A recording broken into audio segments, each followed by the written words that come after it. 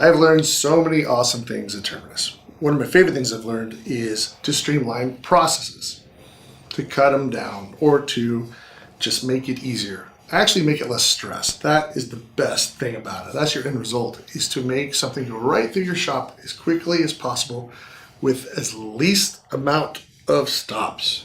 Take out the stops. I jumped into the receiving process and I came up with some really cool ideas. We're going to go over two of them today. One of them has to do with what I believe is the proper way to receive an order. It actually has to do with receiving multiple orders at one time to reduce them down to the singular orders.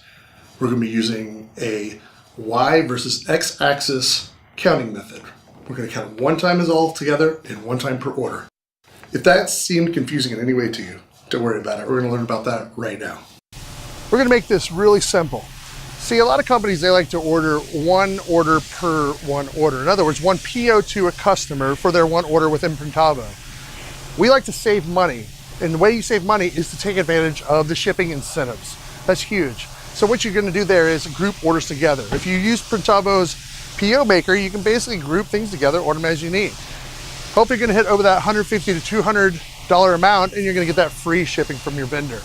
First, the vendor is going to pack up your PO. They're going to count it as they're doing that, right? You're going to trust them, right? No, you're not. That's your neck on the line if they do anything wrong. But still, we're going to trust that they do part of it right.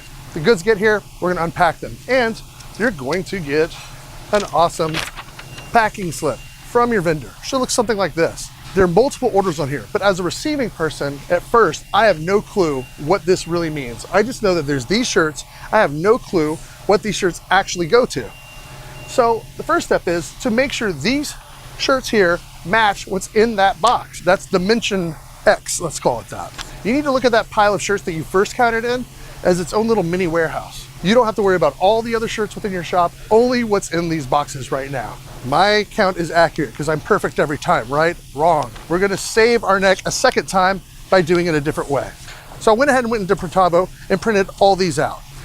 Since I printed out 3, I know that there's going to be 3 orders. So go ahead and get your 3 boxes or 3 carts, however you like to prepare them at the end. So to review, you're gonna count on the X-axis when it gets in your shop, and you're gonna count on the Y-axis when you break down that PO into smaller orders within Printavo.